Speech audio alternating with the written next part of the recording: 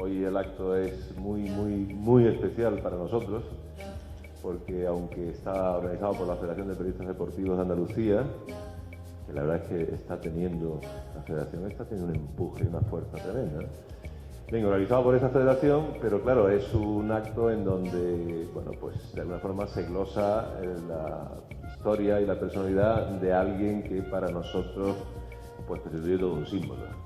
No es solo una leyenda del deporte, sino que además ha sido presidente de este club, olímpico. El presidente que os está hablando, pues claro, tiene también otra complicación, porque resulta que es primo hermano mío y es de los socios estos que ves que en vez de darle la mano, pues le das un abrazo, un beso y nos preguntamos por las cosas. Bienvenidos, estáis en vuestra casa y gracias por estar aquí. Sí, perfecto. Bueno, pues muy buenas tardes, ¿no? Ya son más de las 12. Gracias, José Agustín, Javier y especialmente a Félix. En primer lugar, quería transmitir un cariñoso saludo de nuestro consejero, Luciano, que saben todos ustedes que tuvo un accidente el día 24 de abril y, lógicamente, pues está imposibilitado en casa, ¿no? Muy a su voluntad porque también es un hombre muy activo, ¿no? Él me ha dicho especialmente que, además, Javier lo sabe, él procura siempre de estar en los actos de vuestra federación y hoy especialmente por la persona que se trata, que es Félix Gancedo, que es amigo personal de él, pues me ha dicho que transmitiera estas palabras. El reconocimiento de la consejería va por delante, ¿no? A un hombre que creo que en el deporte es un referente en Andalucía, de la vena ni hablar, es decir, que en eso es muy especialista. No voy a enumerar por los 4 Olimpiadas que ha asistido, los 2 campeonatos del mundo, los 14, me parece, los 4 europeos y los 14 de España, pero yo sí quisiera resaltar algo importante, si me lo permiten ustedes. Es decir, yo creo que en el deporte hay 2 figuras esenciales. Por supuesto, la primera de ellas, permítanme que le diga, que es el propio deportista. Pero también hay otra figura que es el periodista deportivo, que va en paralelo con el deportista.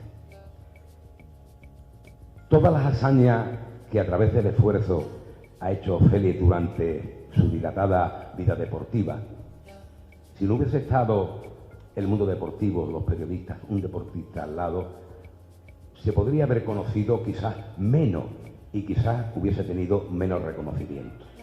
Por lo tanto, también una lanza a los periodistas deportivos, ya lo sabe Javier, que les tengo un gran respeto, creo que son piezas fundamentales en el tejido deportivo de Andalucía, porque a veces con la crítica constructiva que hacen que los deportistas lógicamente se superen en sus hazañas, en sus esfuerzos y también prodiguen los valores que el deporte emana y que tanto hace de la persona.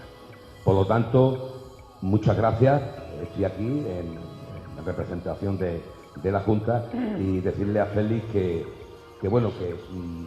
yo ya desde que tenía uso de razón, aunque también tengo cierta edad, Félix, pues siempre he conocido a Félix Gancedo como un referente, no a nivel de Málaga, sino a nivel de España y a nivel, pues, prácticamente del mundo. Así que muchísimas gracias a todos.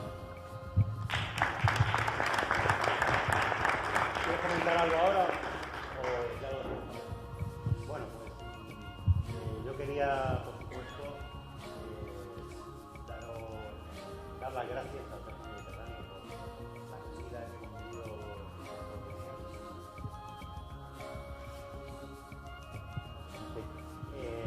en el Club Mediterráneo, por tanto ayer en la Copa por el Gel, que la verdad que fue espectacular, como hoy en uno de los deportistas más ilustres, no solo del Club Mediterráneo, sino sin duda uno de los, hablábamos hoy de Paco Rengel, un pionero dentro del periodismo. Félix Gancedo es un pionero dentro del deporte, el deporte con mayúsculas, y tener la posibilidad de hacerlo en un escenario como el Club Mediterráneo, que es sin duda de los clubes de España que reúnen más méritos deportivos, pues sin duda es todo un placer para la Federación de Periodistas Deportivos de Andalucía, que por supuesto tenemos que agradecer también el apoyo que hemos contado de siempre, tanto con la Consejería de Cultura y Deporte en sus diferentes denominaciones, como con los patrocinadores habituales como Coca-Cola, Cruzcampo, Corte Inglés, que no son solo los habituales de la Federación de Periodistas Deportivos de Andalucía, sino de cualquier acto que se precie y que se celebre en nuestra comunidad. Es raro ver un gran acontecimiento deportivo que no estén los tres, a veces incluso los tres, o al menos alguno de ellos, ¿no? Entonces, sin la colaboración de ellos, decías que es necesario, por supuesto, los deportistas, clubes y todo el engranaje deportivo, los periodistas para contarlo, pero sin el apoyo institucional y de los patrocinadores no sería posible también la subsistencia del deporte de élite, ¿no?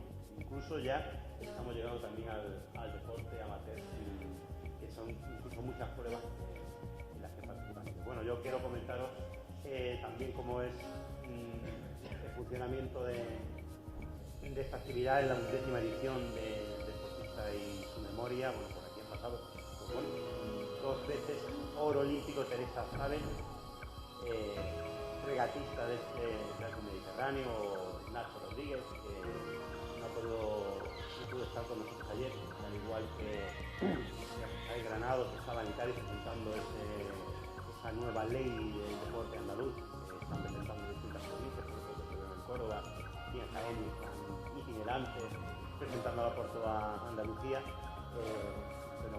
Antonio Gómez del Moral fue el año pasado, Moreno Periñán, y los deportistas más ilustres, sin duda, que ha habido en Andalucía en los últimos años son los que intentamos darlos a conocer al público. Se graba la entrevista que va a hacer Fernando Díaz de la Guardia, y esa entrevista se entregará a una copia al Instituto del Deporte para que esta disposición de que quiera tenerla a las diferentes instituciones que participan. Entonces, sin más dilación, pues nosotros nos vamos a retirar, Fernando, y espero que os guste la entrevista. Seguro que os va a gustar la entrevista.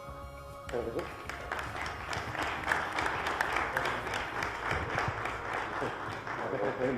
Señor presidente del Real Club Mediterráneo, antes de nada, Félix, permíteme, yo creo que además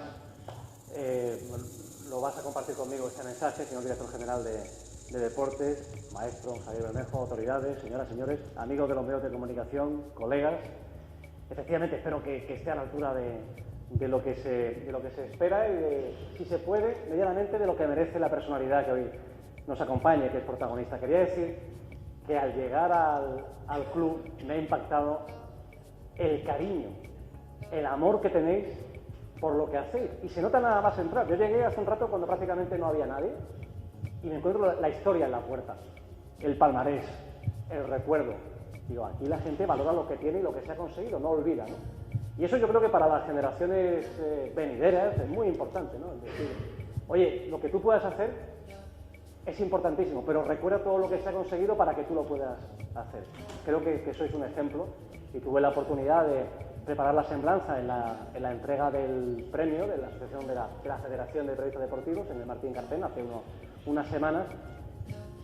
Tomé nota de la importancia de la trayectoria, del currículum del club, pero yo quería conocer a la gente, ¿no? Y cuando se os conoce, e insisto, se percibe ese cariño que transmitís, dices, claro, por algo son 140 años de historia y por algo tiene un futuro inconmensurable. Así que si queréis, mi primer aplauso es para vosotros, para el Real Club Mediterráneo.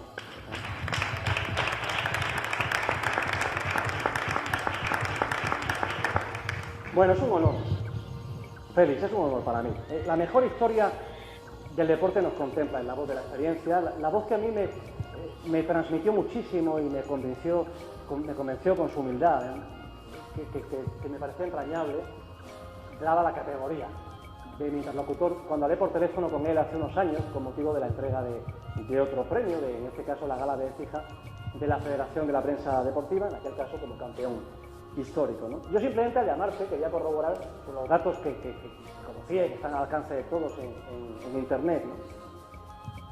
El regatista Félix Gancedo, primer multicampeón de Andalucía, tricampeón del mundo, que se dice fácilmente, tetracampeón de Europa, 23 veces campeón de España, además en 4 décadas distintas y en diferentes categorías. Tú me corriges si hay algún fallo, ¿no?, en los datos. Ha participado en 4 Juegos Olímpicos. Es un crack, en definitiva, un crack histórico. Pero yo quería conocer más, quería descubrir a la persona, ¿no?, detrás de la historia formidable, ¿no? Y para los que son más jóvenes y que a lo mejor no conocen, se hagan una idea, y para que la de memoria no nos contagie, hubo un tiempo en que el deporte español probablemente eran 3 nombres propios: Manolo Santana, Ángel Nieto y Félix Gancedo. Nombres unidos por una condición, ¿no? Ser prácticamente pioneros en la entonces dificilísima tarea de elevar a España a la categoría de potencia deportiva universal. Y luego quiero preguntarte por ello, por las diferencias, ¿no?, del entonces a la hora, que también es brillante. Pero por encima de los méritos concretos está el hombre, el ser humano. La vida de Félix Gancedo está unida al verso de Rudyard Kipling, que viene a decir que conoce igual al triunfo y a la derrota, y que trata de la misma forma a esos grandes impostores, como te he leído tantas veces. Porque a Félix Gancedo, al campeón, lo que realmente le gusta es competir. No es igual que participar, ¿eh? Y solo así se entiende que pudiera ganar un mundial de velas con 3 huesos de un pie rotos y con otra pierna colgada en la posición reglamentaria. Que ganó la pata coja y con un dolor soportable para este león, que no lobo de mar. Sí, león como Numa el poderoso león que se enfrentaba a Tarzán. Gran Numa era el barco de Gancedo, que se habría pasado por el mar de la ilusión, que todavía desfila, arbolando la gríntola, la bandera del Real Club Mediterráneo durante toda su carrera deportiva. Hoy tengo el placer, insisto, el honor de volver a encontrarte para aprender, para escuchar y para descubrir, si es posible, con todos ustedes, al deportista y a su memoria, la memoria de un gran campeón, de un español de Málaga, como le gusta presentarse. Con todos ustedes, don Félix Gancedo.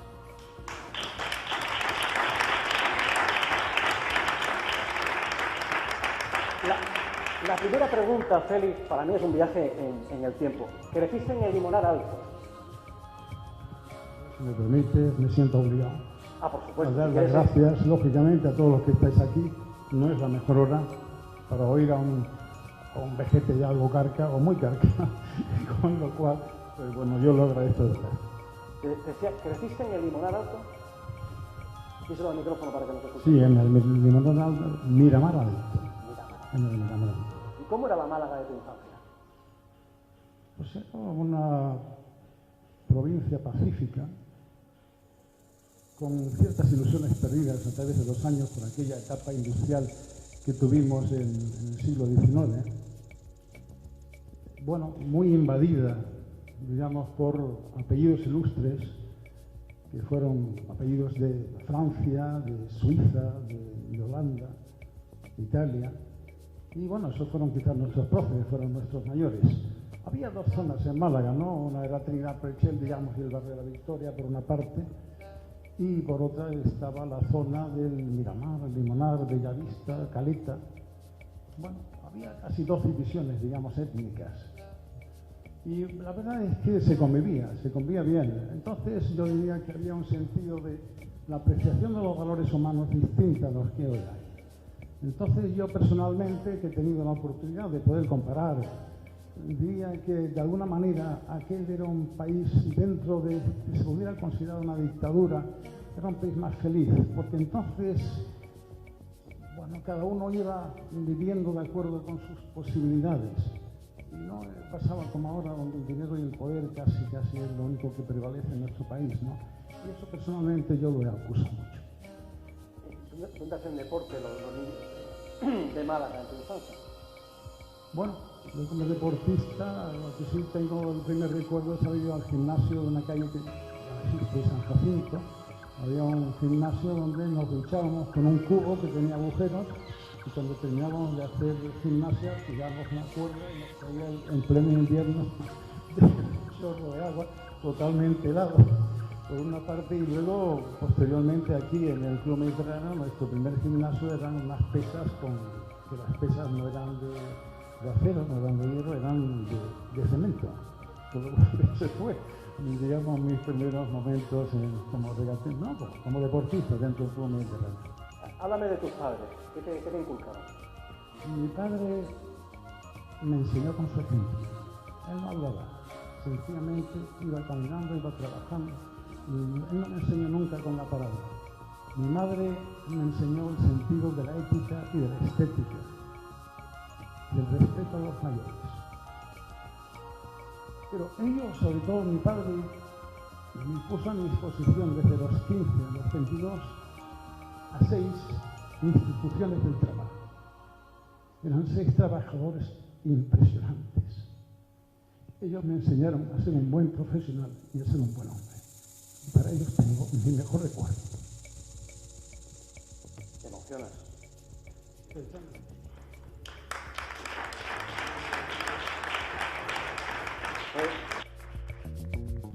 He leído que eras un rabillo de lagartija, que no parabas quieto, ¿eh? Póngame un ejemplo de su infancia donde le dijeran sus padres o que quien corresponda, niño, párate. Bueno, yo cuando leí las novelas de Tarzán, de Edgar Allan Poe, que si el Noma, que si la pantera, que si los monos, que si los gorilas, bueno, la verdad es que se han ido, sobreviven a través del tiempo, tanto el nombre de Gran Noma como, por ejemplo, el de los Volganes, que es una embarcación que ahora se está restaurando de remo, que es una preciosidad, el trabajo que se está haciendo de recuperación de esta embarcación. Y bueno, para mí aquello de alguna forma me atraía. Entonces, bueno, pues me veía con 12 o 13 años en un chalecillo que teníamos ahí en Camino de Antequera, donde posteriormente fue Celia Villalobos, anecdóticamente, y vivíamos al lado de Ángel Asenjo y de Pepe Asenjo, ¿no? Curiosamente, ¿no? Luego Celia Villalobos. Y bueno, pues yo iba ahí en bañador, con un arco, una jabalina, me cargué algún que otro gato y alguna que otra rata. La verdad es que lo lamento profundamente porque yo soy enamorado hoy de los animales, ¿no? Y bueno, pues así fue como comencé. Luego a los 15 años me vine al Club Mediterráneo. ¿Cómo era el club? ¿Qué te encontraste en el Club Mediterráneo a esa edad adolescente? Bueno, el tema es que... ¿Por qué te cambió tanto la...? No, el tema es cómo vengo aquí. El tema vengo aquí porque efectivamente yo era una persona que tenía un índice de energía X. Tú estabas estudiando, supongo, en algún colegio de Málaga en aquel momento. Sí, no, sí. Los Agustinos, como yo. Los Agustinos. Posteriormente en comercio, la escuela de comercio. Bueno, pues vinimos aquí porque mi madre dijo, ¿dónde pongo este elemento subversivo que anda por aquí encerrado como si fuera una jaula? Y entonces me envió al Club Mediterráneo y aquí me encontré pues gente que estaba remando, gente que estaba navegaba en snipe, en vela, y aquello me oxigenó mucho y fue mi primer contacto, digamos, con la naturaleza del mar, ¿no? ¿Tenías referentes deportivos en aquel momento? ¿Tú querías parecerte a alguien en concreto? No, lo único que fue creciendo en mí a través de los años es el decir, me encantaría ser campeón de España de remo.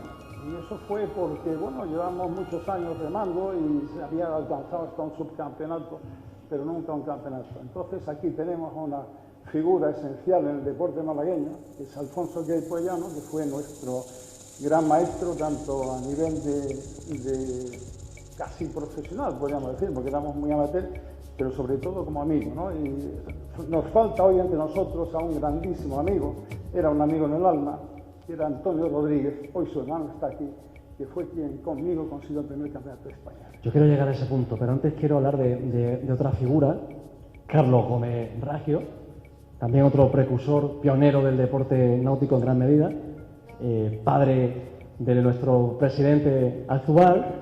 ¿Y qué significa la figura de Gómez Raggio? En general para Málaga, porque estamos hablando además de un empresario de éxito, de un cofrade insigne, también hay que subrayarlo, y en particular en tu vida, Félix. Bueno, yo diría que por una parte Carlos Gómez Raggio, que era padrino mío, padrino de cuna, bueno, pues para mí fue un súper gran maestro de la vida y del deporte. Entonces, pues Carlos, yo creo sinceramente que la ciudad tiene una deuda importante con él, porque es un hombre que dedicó toda su vida a hacer cosas por Málaga, aparte de tener una empresa y una magnífica familia. Sin embargo, Málaga, yo creo sinceramente, no sé, yo no digo que sea madrastra, pero sí a veces yo diría que es olvidadiza de los valores de algunas personas que han tenido, que muchos, y que sin embargo no se tiene ningún tipo de agradecimiento, ni siquiera casi de recuerdo hacia ellos, ¿no? Este es un tema que para mí es una asignatura pendiente. Conmigo, Carlos, pues fue un gran maestro tanto, todavía recuerdo una anécdota que había una orza, digamos, la placa de acero, normalmente que tú metes en el barco, navegando al principio, pues salimos un día con viento de tierra, íbamos hacia el mar, Y bueno, empezó el barco a pegar tumbos y yo me agarré a la orza. Esa orza era una orza preciosa de metal, que recuerdo que la limpiaba después de cada regata y que la doblé, con lo cual dijo, efectivamente, este chico de luego no sé qué tipo de futuro tendrá, pero las orzas las dobla perfectamente. Para eso tiene un manejo extraordinario. Carlos Merazio era un hombre excepcional. ¿Por qué es tan importante tu etapa de remero para proyectar tu etapa como regatista? Bueno, yo empecé a navegar en Vilna. Una tía mía, María Antonia Gancedo, bueno, nos regaló a mi hermana Marisol y a mí un barco. ¿Cuánto costó ese barco? Exactamente 13.000 pesetas. Entonces nos lo regaló. Y bueno, empezamos a salir los dos juntos, pero claro, empezamos a tener, digamos, pensamientos distintos. A mí me gustaba, como bien decías antes, la competición, mientras que a mi hermana le gustaba tomar el sol y salía algún chico agradable con ella, pues aún mejor. Mejor todavía. Total, que al final llegamos al acuerdo un año después que yo le compraría, ella estaba trabajando en Celisain, estaba con 16 años. Y no creo recordar que ganaba 125 pesetas al mes o algo así, ¿no? Total, que le compré la mitad del barco y entonces empecé a navegar con ese barco. Y luego posteriormente vino el remo. El remo bueno, me encontré a amigos, todavía algunos viven, que regateaban en Yola 4 normalmente. Y yo empecé a remar en bote. Había un bote que estaba al sur, otro al norte, otro al poniente, otro al levante, curiosamente. Estaba la ballenera. Y yo empecé a remar solo. Siempre he sido, digamos, un lobo bastante solitario. No sé por qué razón, pero la verdad es que he sido muy así, muy reflexivo, pero he sido muy así. Y entonces yo remaba solo. Y un día, pues, le dije a Rogelio Malausena, que era uno de los remeros importantes que tenía el club, le dije, he hecho una carrera de aquí al dique y de vuelta. Yo en bote y él en bote también. Entonces el hombre, yo tenía entonces 16 años, me miró, no digo con menosprecio, pero la verdad diciendo, bueno, Con cierta condescendencia, ¿no? este chaval que lleva aquí 6 meses redando en bote, y tuvo mucha gracia, porque yo libre me dio de ningún tipo de presunción. Ir al dique eran pues aproximadamente unos 700 metros o por ahí, y luego otros 700 de vuelta. Entonces, bueno, pues remamos, y cuando yo estaba ya amarrando con la boza el bote, pues Rogelio todavía no había aparecido por el desierto. Dije, oye, chaval, yo no me esperaba esto. Entonces aquello me dio ilusión para al ver, como remaban los mayores, me dije, bueno, pues si a esto se le gana, a uno de estos se le gana en 6 meses, pues posiblemente puede ser divertido. Y luego me atrajo mucho, sobre todo, la amistad con Antonio Rodríguez y la amistad con Alfonso. Y por cierto, hablando de amistades, de aquella época recupero un nombre, Hopkins el Negrero. ¿Quién es Hopkins? Él ahí. Que se ponga en pie, por favor, Hopkins. Hopkins el Negrero. Un fuerte aplauso para Hopkins el Negrero. Alfonso Queipoderiano. Alfonso, ni más ni menos. Era tu entrenador, por así decirlo. Sí, lo que pasa es que yo... Precursor del remo, precursor del baloncesto y de tanta actividad deportiva en Málaga, y el aplauso también forma parte, broma al margen, de la gran categoría que tienes como iniciador de buena parte del deporte de Málaga. Y muchas gracias por ayudarme con la entrevista. Bueno, siempre he dicho algo, que ahora quizás en público pues no lo he dicho nunca antes, sí, pero entre personas, entre amigos, eso. Y es que Alfonso para mí ha sido el gran deportista que ha tenido esta ciudad. No Félix Ángel, no, él. Porque ha sido un enseñador, un maestro de campeones. Un hombre con las ideas absolutamente claras, diáfanas. Un hombre decente, un hombre íntegro, un hombre con unos conocimientos del deporte excepcionales. Y no ha sido más, porque hay tantas cosas que decir de él. Entonces, bueno, pues Alfonso, tampoco voy a decir los maravillosos piropos con los cuales él nos calentaba a bordo. Megáfono en mano también creo que daba sus instrucciones, sus indicaciones. Y entonces, bueno, y la verdad es que consiguió de nosotros, pues en un año, el conseguir el... Año 61, según recuerdo, nada menos ganar en Sevilla, traerse el título de campeones de España de remo para Málaga. Hay una anécdota para mí muy curiosa. Vamos a escucharla, creo que sí. Y es el hecho de que, bueno, cuando nosotros fuimos ahí a navegar al río, a regatear al río, Pues hombre, no teníamos una idea muy clara de qué es lo que iba a pasar. Recuerdo que además, pues una semana antes, tuve un accidente en moto, con el hombro le veía un coche que venía, bueno, por la Sí, izquierda. decía su madre, de Rabillo Lagartija, Sí, también sí, en moto, sí, en coche, sí, sí. no paraba. Y bueno, el doctor que pues ya no me dijo, mira, tú estás loco como una cabra, pero bueno, yo lo más que te puedo decir es ponerte unas transfusiones de novocaína y si eres capaz de aguantar. De novocaína. Novocaína, sí, ya tú verás lo que quieres hacer, ¿no? De tu hombro. Total, que fuimos ahí y la verdad es que era una incógnita si los 2000 metros iba a significar aquello un esfuerzo excesivamente importante o íbamos a llegar o no. Normalmente sacar 2-3 segundos hoy en 2000 metros ya es un tiempo importante. Bueno, nosotros le sacamos al segundo 28 segundos. 28 segundos son más de 100 metros, con lo cual significa que el amigo Alfonso nos había Yo creo que estaba Félix, que por cierto sigue estupendo, pero que estaba cuadrado gracias a un plan de entrenamiento alemán. Alfonso de escribirle a la Federación Alemana de Remo, donde le pusimos, ustedes, nosotros somos unos remeros del sur, unos árabes del norte, del sur de Europa, que no pretendemos ganarle ni mucho menos. Habían ganado 7 medallas olímpicas sobre 7 competiciones, los alemanes. Ahí llevan nuestra felicitación, la más sentida, la más sincera, pero bueno, si ustedes tuvieran la amabilidad, no vamos a competir contra usted, de enviarnos el sistema de entrenamiento que tienen ustedes en el agua y en la tierra. Y 2 semanas después los alemanes nos escribieron diciendo, son ustedes los únicos de fuera de nuestra frontera que nos han felicitado. Y ahí llevan ustedes nuestro entrenamiento. El sistema de entrenamiento era de lo más duro que os podéis imaginar.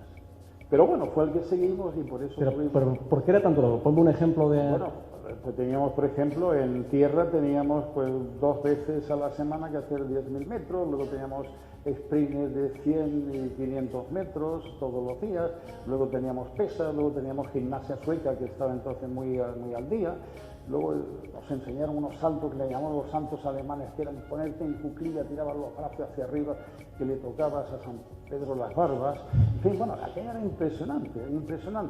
Y le acompañaban Antonio Rodríguez y Ángel Nieto. Hábleme de Ángel Nieto. Bueno, Ángel Nieto era un timonel muy inteligente. Yo creo que difícilmente ha habido otro que pudiera tomar las ciabogas con la precisión y calculando esfuerzos y espacios que él lo hacía. Y bueno, mis mejores palabras son para él. ¿Y Antonio? ¿Antonio? Rodríguez. Era una máquina. Una máquina. Era una máquina en el mar y en la tierra. Y eso ya quizás que Alfonso nos diga algo de respecto. Sí, no, es que era un tío bueno, alto, la sonrisa invita a imaginar, ¿no?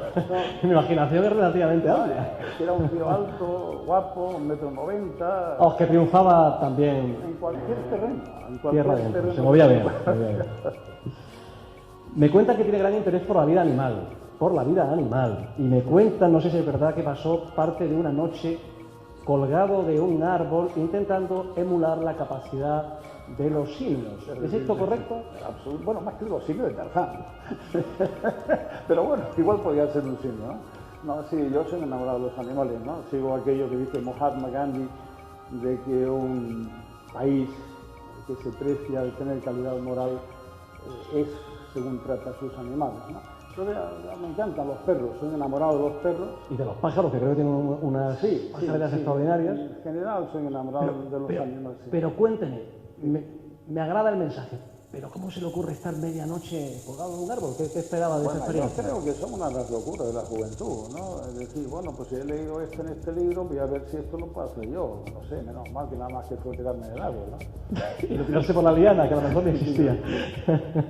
¿En qué campeonato te das cuenta de que estás, ya hablo como regatista, un peldaño por encima del resto y que realmente puedes tener una proyección? ¿En qué momento de esos años? Yo creo que el reto lo tenía conmigo mismo.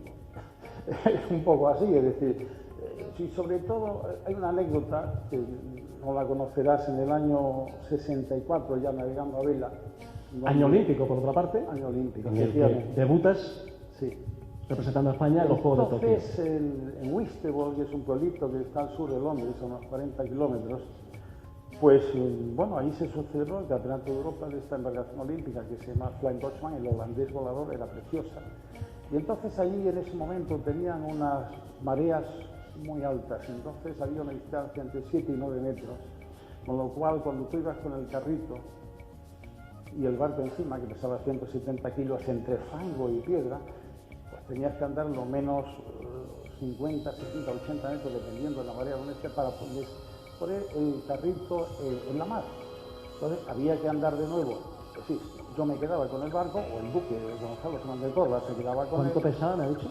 el barco 170 kilos, más o menos. Pero bueno, en la mar ya no, ¿no? Sí, está claro, Entonces, pero había que tirar entre el fango y entre las piedras. él se quedaba con el barco y yo tenía que volver luego con el carrito para dejarlo en un sitio donde cuando venía la pleamar no lo hundiera. Y tenía que ponerme en la orilla, lógicamente. Y recuerdo a un sueco que se llamaba Einar Koefoy. Era un chavalín de tenía mi edad, 23 años, y carita de niño. Y entonces él iba con muletas. Y con esas muletas andaba los 80 metros, se subía en el barco. El último día estaba la semana náutica, por una parte, que son todos los que no eran campeones de Europa. Entonces el segundo, el tercero, el cuarto, el décimo participaban en esa regata. Era una regata de 70 u 80 barcos, mientras que el campeonato de Europa era de 21 o 22, que son los países que tenían ese tipo de embarcaciones. Entonces se me quedó muy grabado ver a aquel chaval yéndose con las muletas, y al final del día él había ganado su regata de viento a los 70 restantes. Y la mano eran manos, había perdido la piel de la mano, venía chorreando sangre. Porque claro, cuando utilizas un tipo de cabos de nylon que te pasan, bueno, pues evidentemente, si tienes un roce continuado, pues sangras. Y era impresionante ver a aquel chavalín con cara de niña que había ganado la regata de viento, y me dije desde entonces, mira, si este tío es capaz de hacer esto, tú también. Y a partir de entonces yo fui un deportista, digamos, muy duro ante el dolor y ante las circunstancias. ¿Cómo fue tu debut olímpico? ¿Cómo lo recuerdas, tu debut olímpico en los Juegos de Tokio en el 64? Bueno, fue bonito. Sobre todo tengo una anécdota con Helmer Pedersen, que fue quien lo ganó. Y él me dijo, mira, Félix, navegáis bien, pero no soléis colocaros bien en la línea de salida, con lo cual, si eso no lo consigues, el 50% de la derrota ya la tienes nada más salir. Una buena enseñanza. Pues bueno, sí, efectivamente.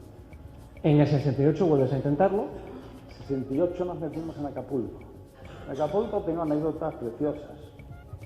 Unas se pueden decir y otras no. Pero la verdad es pues que... cuéntalas que no se pueden decir, que seguro serán mucho más interesantes.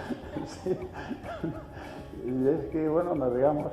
Pero que podíamos haber sido medalla. Yo diría, fuimos al final, no sé si quedamos 7 u 8 o algo así. Pero el buque se ponía muy nervioso, muy nervioso. Era un flanco, había perdido 10 o 12 kilos, había adelgazado extremadamente en los últimos 3 meses, y yo le vi cuando le reencontré de que estaba tremendamente nervioso. Entonces aquello nos hizo perder, ganarle a Rodney Pattinson, que fue el que ganó con 5 primeros y un segundo, era algo imposible. Rodney Pattinson estaba... Y luego ganarle al alemán también era muy difícil. Pero el tercer puesto... Sí, tener la opción de medalla en definitiva. El brasileiro, sí. Es curioso porque en el 72 lo vuelves a intentar, y sin embargo, un año antes y un año después eres campeón del mundo. Bueno, pero en el 72 ya estamos hablando de la Olimpiada de Alemania, con el rey. Bueno, entonces trabajaba de príncipe. Efectivamente. Pero quiero decir, ¿qué diferencia hay para poder conseguir conquistar el campeonato del mundo, que es un mérito tremendo, con poder conseguir una medalla? ¿Por qué no se alcanzaba el premio en los Juegos y sin embargo en el Mundial? Bueno, de entrada hay que clarificar con eso. Categorías distintas. No me excuso con ello. Sencillamente yo en el 64, 68 y 72 iba de tripulante, no iba llevando la caña. Ajá. Mientras que cuando los campeonatos que yo he ganado llegaba yo la caña. Con eso no quiero decir que yo lo... Bueno, pero es una pregunta para hacerlo, ¿no? Sí. ¿Por qué? Sí, no. Con eso no quiero decir que era peor o mejor. Sencillamente, bueno, creo que tanto al rey como a Gonzalo, digamos que no mantenían, no digo la concentración, sino el tener en la mente el desarrollo continuado que tú tenías que tener durante la regata, para no cometer errores. Yo siempre digo que el ser humano lo más importante que tiene en su vida, según mi criterio, y me puedo equivocar en mi criterio, es ante las circunstancias que te toca vivir, saber tomar decisiones acertadas a tiempo. Y ahí teníamos que estar tomando decisiones acertadas. Y la vida es un poco como la regata. Si te va mal tienes que cambiar de rumbo inmediatamente. Y eso todo el mundo no sabe hacerlo. Yo tampoco. Bueno, pero cuando dominaba como campeón del mundo, ahí esos objetivos lo consiguió. Bueno, era el menos malo, el menos malo. Luego vamos a hablar del rey. Está bien lo que dice, ¿no? Sobre si el rey sabe tomar una decisión adecuada en cada momento. Sí, ahora mismo lo va a necesitar. ¿Cómo se puede ganar un mundial, lo decía al principio, con varios huesos de un pie roto? Bueno, ¿qué fuerza sale de dentro para que el ansia de victoria pueda con el dolor? Una de mis locuras, ¿no? 10 días antes del Campeonato del Mundo se me ocurrió participar en un campeonato de cross con una moto que era muy pesada, excesivamente pesada. Y bueno, se dobló la moto, me cayó encima del pie y me dijo agua. Entonces, yo no podía soportar la idea de haber estado entrenando todos los días del año 71, desde que vine de Brasil del 71. Y ahí perdimos el Campeonato de España porque se me rompió del mundo, perdón, porque se me rompió la largadera, si no lo hubiéramos ganado. Desgraciadamente fue así, quedamos terceros. Y entonces no podía soportar la idea de haber estado 2 años seguidos, quitándole desde las 2:15 a las 4 menos cuarto de la tarde, preparación en la mar, sin una mala neumática, nos teníamos a 3 o 4 millas, pero yo sabía que si el barco subía iba a venir nadando, no pasa nada, ¿no? Y que por el hecho de haberme roto el pie, pues que aquello me pudiera impedir el participar, ¿no? Participar y ganar. Sí, pero el tema es que tuvimos un campeonato de España antes, se hizo inteligentemente, tener el campeonato de España aquí, pero hizo poco viento. Ahí gané con 6 primeros, pero hacía poco viento. Pero el campeonato del mundo hizo viento. Entonces era verdaderamente penoso el dolor que tenía tan profundo, pero bueno, se salvó, hubo suerte. Siempre... Qué fácil parece, ¿no? Qué fácil preguntar. Suerte, sí. ¿Cómo dice? ¿El mar o la mar? La mar. La mar. ¿Has sentido miedo en la mar? Una vez. ¿Por qué motivos? Fue una tromba que hubo aquí, me parece que fue en el año 1976. Enero, febrero del 76. Creo recordar, o enero, febrero del 76. La última vez que además se proclama campeón del mundo, por cierto. El último, sí, justo. Hubo una tromba, es decir, íbamos navegando, un chico se llama Gregorio Guillén y yo, en el Tempest, era el único Tempest que había en España, eso fue un gran hándicap. De encontrar que estás regateando contra ti mismo, pues esto no es como una moto. Tú con una moto puedes ir en un circuito y coges el cronómetro y ya sabes que el mejor tiempo lo tiene fulanito de tal y que tú has hecho un segundo menos o medio segundo menos, ¿no? La vela no es así. La vela tú tienes que tener al lado barcos y puestas a punto. La vela yo diría que es el segundo deporte que necesita, digamos, más preparación física y mental, sobre todo mental, detrás de la fibra. Entonces es complicado. Y solamente teníamos ese barco. Íbamos navegando, Gregorio y yo, con viento de levante hacia el candado, y en mitad de la avenida nos dimos cuenta de que se iba yendo el viento, y miro para atrás y veo el cielo absolutamente negro y Málaga no se ve. Málaga no se ve. Málaga no se ve. Entonces le dije, Gregorio, quítate, yo un chaleco de plomo, estaba prohibido, pero estamos haciendo unas pruebas para ver si se podía contrapesar peor o mejor el barco, ¿no? No le dio tiempo a quitarse el chaleco de plomo. Fue algo, un espanto. Es como si las calderas de Pedro Botero hubieran dicho vamos a pasar por allí 20 minutillos, que fue lo que aquello duró, pero espantoso. Que no se veía a más de 10 metros y lo que se veía era algún granizo. Pegaba el granizo en la cubierta, aquello era como un tambor enorme. El viento en las velas que las deshizo, tuvimos la enorme suerte de que al tener un bulbo abajo nos colgamos de un lado y tuvimos, no sé, aquel viento sería de 120, 130 kilómetros hora, ¿no? Y salimos de aquello cuando yo vi el Machu Picchu con Luis el marinero llegar allí, a mí se me pusieron aquí, diciendo, madre mía, por lo que hemos pasado. Sí, fue una cosa verdaderamente... Luego, ¿qué me ocurrió? Pues que estuve en 2 situaciones similares y no me llamaron nada la atención. Curioso. Sí. ¿Se puede ser amigo del rey con normalidad? Totalmente. Es un hombre con una gran calidad humana. Le he leído que cerrando una vela, y cito textual, me di un fuerte golpe en un riñón y estuve día y medio sin comer, dice Félix. Ahí fue donde yo conocí. Fue cuando don Juan Carlos me trajo una lata de sopa. ¿Qué cree que vio don Juan Carlos? Bueno, yo entonces fue la primera vez que lo conocí, porque habíamos estado 10 días antes, había estado invitado por Gonzalo, que estuve en Villa Giralda, que está en Cascais, en Lisboa. Estuve durmiendo. La residencia en el exilio de los padres del rey. Juan, ¿Cómo era Villa Giralda? Ahora que se tanto de la fortuna no declarada de don Juan. ¿Cómo era aquel lugar? ¿Don Juan? No, Villa Giralda. ¿Era un lugar donde se apreciaba que había mucha riqueza o por el contrario, como siempre se ha dicho, era un lugar humilde para...? No, bueno, ahí se respiraba mucha paz, ¿no? Mucha paz. La verdad es que lo tengo que reconocer y me salgo un poco del guión, de que las conversaciones que tuvimos en el Giralda, era un Joule, tenía 2 palos, las conversaciones que tuvimos en el Giralda, desde Cascais a Plymouth y posteriormente a Southampton, porque había unos astilleros donde iban a limpiar fondos, ¿no?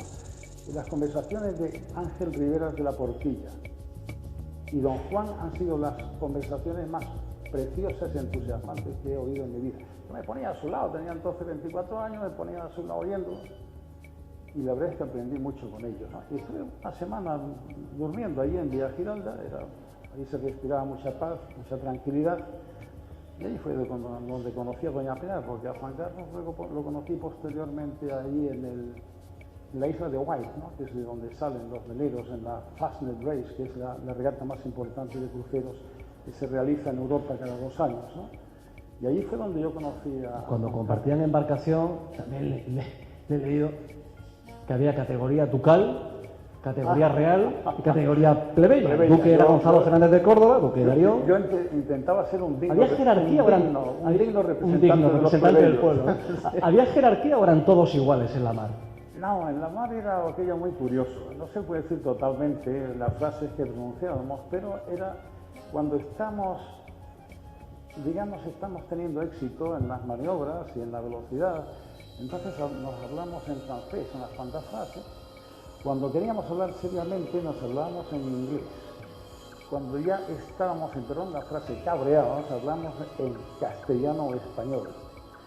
Y cuando el cabreo era sumo, lanzamos alguna que otra frase en alemán.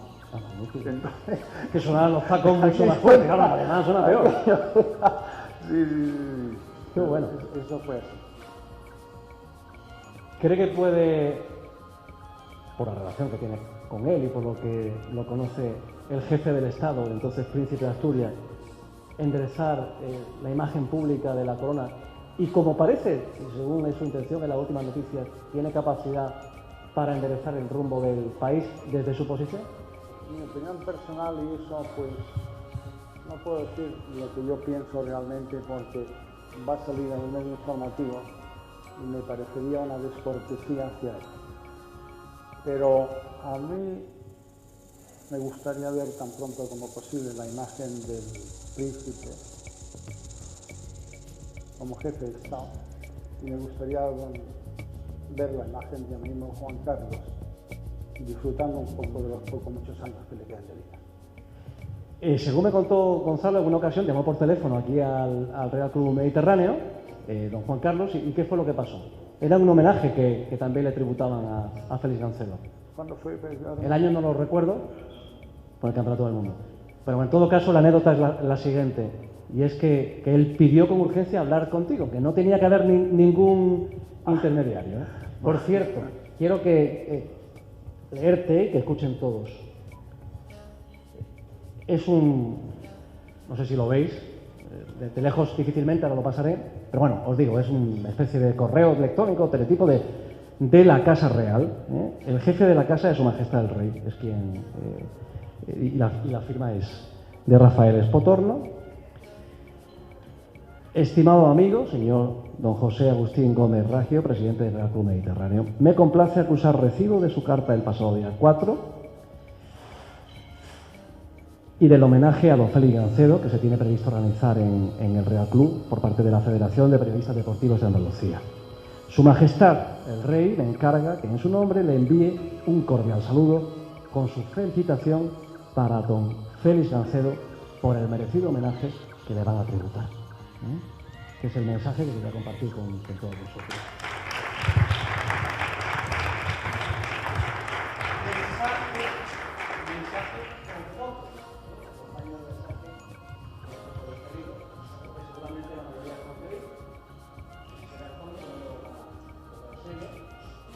El dragón Fortuna en la Olimpiada de Alemania, Su Majestad el Rey, con Gonzalo Fernández de Córdoba y Félix Gancedo en 1906, el de porque seguramente ahora mismo.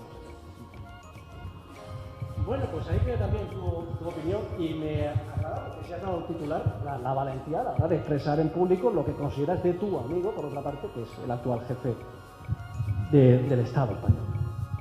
Ay, perdón. Para salir de la crisis, yo entiendo, y muchos de vosotros estaréis de acuerdo conmigo, que se necesita ser emprendedor. A título particular, me refiero a cada uno en su empresa, valiente, perseverante. Lo ha sido como empresario, ha defendido los almacenes Félix Sáenz. Corrígeme si me equivoco, junto a Carlos Gómez Carrera y a Enrique López Duralde, creaste el Gran Centro Comercial en el año 77, el precedente, ¿no?, de lo que fue la Asociación de Comerciantes del Centro Histórico. Empresario ejemplar, no hace falta que venga yo de fuera a glosar también su dimensión en este sentido. Mi pregunta es, ¿te ha resultado más difícil competir como empresario que como deportista? Bueno, todo depende del punto concreto con que se vea ese tema. Entonces, por ejemplo, con respecto al político, en la vida empresarial, lo único que nosotros pensamos, y ha sido uno de mis amores en la vida, ha sido el centro histórico, porque entendía de que lo que primero teníamos que recuperar en la ciudad era nuestro salón. Entonces no era fácil inculcar en un momento, porque nosotros entramos, somos la segunda asociación más antigua del país, detrás de Casco Viejo de Bilbao y delante de Barna Centro, la segunda asociación de centros históricos, con lo cual, bueno, pues fuimos un poco precursores, ¿no?, de ese sentir con respecto a lo que entendíamos que tenía que ser el salón de esta ciudad. Pero entró Pedro Aparicio y él entendía también que había que, bueno, pues ponerle, digamos, alquitrán a las calzadas aquellas o a las calles que eran de tierra, ¿no? Y él se ocupaba de los barrios y nosotros teníamos que ocuparnos del centro en esta ciudad, razón por la que creamos aquello, ¿no?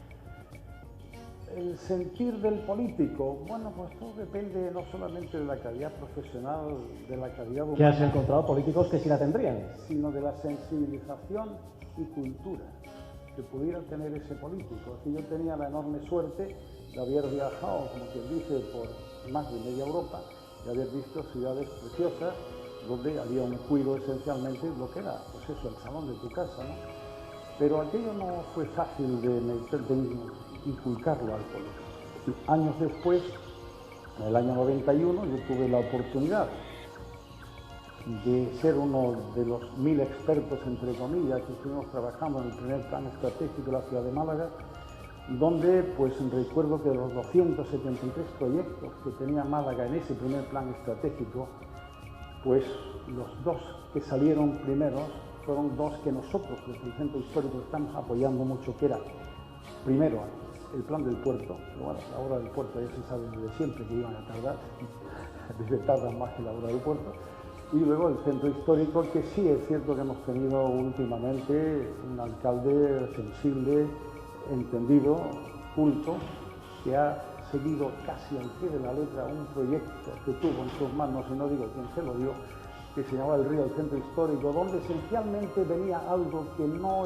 se había conseguido por Málaga nunca anteriormente, y son fondos europeos. Y teníamos La Coruña, Gijón, Oviedo, Álava,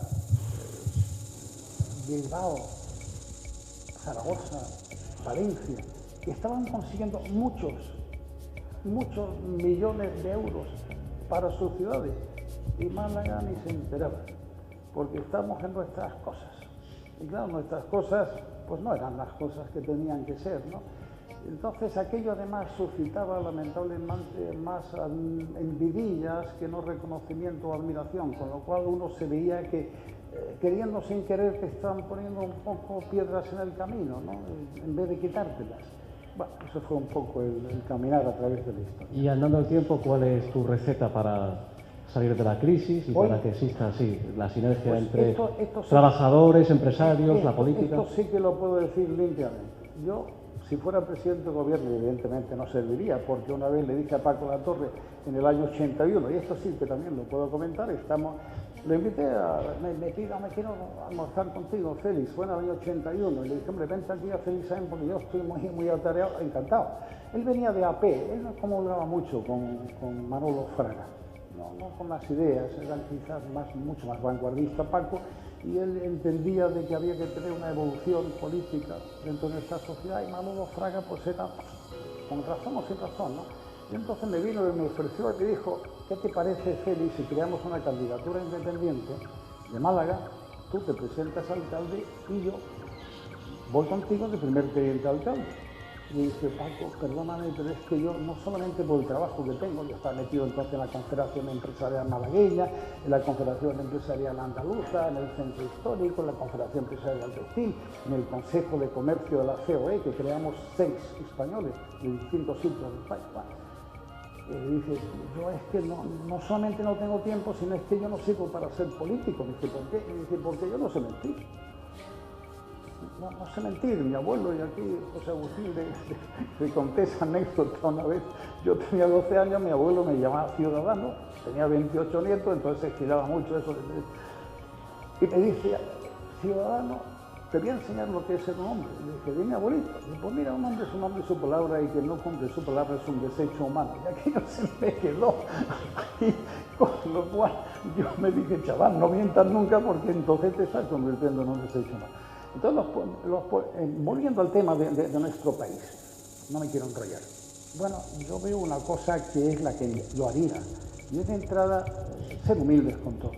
Es decir, darle entrada tanto a las fuerzas sindicales como a las fuerzas empresariales, como a los alcaldes importantes de distintas ciudades de España, como a los políticos de cualquier sigla política, de tal manera que se haga un grupo humano que lo que vea que España es un problema de todos, que esto es una cuestión de Estado, no es cuestión de siglas políticas, de yo soy el listo, usted es el tonto, y usted me dice a mí que yo soy el tonto y usted es el listo, por no decir las palabras que se pronuncian. Esto es una cuestión de Estado, esto es una cuestión, como decía mi amigo Sócrates, de sentido común, que decía que en el ser humano era el menos común de los sentidos. Bueno, pues que tengamos sentido común, como hacen los demócratas y los republicanos en Estados Unidos, cuando ven que ahí hay un drama que lo tienen que solucionar, se unen los dos. Estos se unen los partidos políticos y sobre todo en esas reuniones, para que no nos encontremos con que le quitamos dinero a la sanidad, o le estamos quitando dinero a la enseñanza, o estamos gravando los impuestos. Lo que tenemos es que pedirle a todas esas fuerzas sociales, empresariales y políticas que en esas reuniones vayan con sus proyectos donde digan, mire usted, yo me veo al señor Tocho o al señor Méndez llevando un proyecto de creación de empleo y de generación de riqueza. Ahí es donde yo creo que fallan nuestros políticos. Es decir, deben de comprometer a todas estas fuerzas que además están recibiendo dinero de nosotros, para que digan, estos son los proyectos con los cuales, a través de los años, vamos a generar tantos miles o cientos de miles o millones de puestos de trabajo. Pues habrá uno que dirá, bueno, pues este proyecto va a generar 40.000 puestos de trabajo en 5 años y va a generar tantos recursos. Bueno, a mí eso me parece lógico, porque mientras no haya proyectos y lo que se esté jugando es de dónde sacó el dinero, eso es un error. Lo que tiene que haber son proyectos que nos permitan enriquecer este país y eliminar el desempleo. Más agradable, porque llega el político con su proyecto y le dice, no, pues mira, aquí lo que hay es, tú llegas con mucho entusiasmo, pero lo que hay. Sí, desgraciadamente lo que yo creo es que la creación de las autonomías se han creado una serie de reinos de taifas.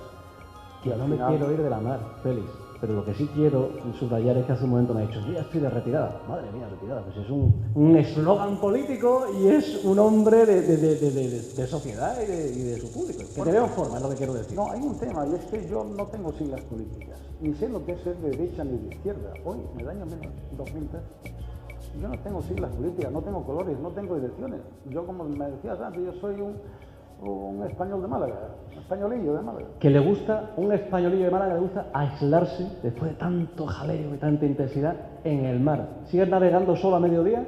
No, en el año 2004, bueno, como seguía teniendo una mente muy competitiva, pues ¿qué pasaba? Que intentaba pues colgarme cuando hacía viento, pero se me rompían los abductores y se me salían 2 rodales de sangre negra. Entonces yo dije, bueno, ya las locuras tienen un límite, ¿no? Entonces ya dije, no, déjalo, dedícate a una profesión que es la de aplaudir. Entonces aquí vienen los campeones, yo les aplaudo más que nadie. Nuestro presidente, estoy loco por aplaudiéndolo porque es un grandísimo presidente, porque es así. Entonces, bueno, hay un dicho marinero de Málaga que dice, sobre las nubes, que dice que el poniente la llueve, el levante las mueve y el terral la aclara. Y le he leído que añade, la bahía de Málaga no se conoce ni ella misma. ¿Por qué es tan especial la bahía de Málaga? Por eso, porque no se conoce ni ella misma. Entonces uno está vendido, como bien dice, porque normalmente el 80% de los sitios donde tú navegas, donde tú regateas, hay, dependiendo del tipo de viento que sea, tienes unos bordos fijos. Hombre, uno intenta enterarse de dónde está el bordo fijo, ¿no? Cuando tú vas fuera. Pero aquí no hay bordo fijo. Aquí tú te vas por levante y, bueno, pues sí, igual te aciertas. Con lo cual tienes que ir siempre pues, muy alerta. Esa intuición curte. La intuición es básica. El Club Mediterráneo acumula 140 años de exitosa existencia, el único club español, lo decíamos hace unas semanas en el Martín Carpena, que posee simultáneamente las 2 máximas distinciones que concede el deporte en España, la placa de la Real Orden del Mérito Deportivo, la placa del Comité Olímpico Español. Desde Roma 60, me subrayaban hoy, hemos tenido representante olímpico del Real Club Mediterráneo en cada una de las ediciones de los Juegos. Tenemos doble medallista olímpica en Teresa Zabel. Tenemos a María Peláez con 5 Juegos Olímpicos.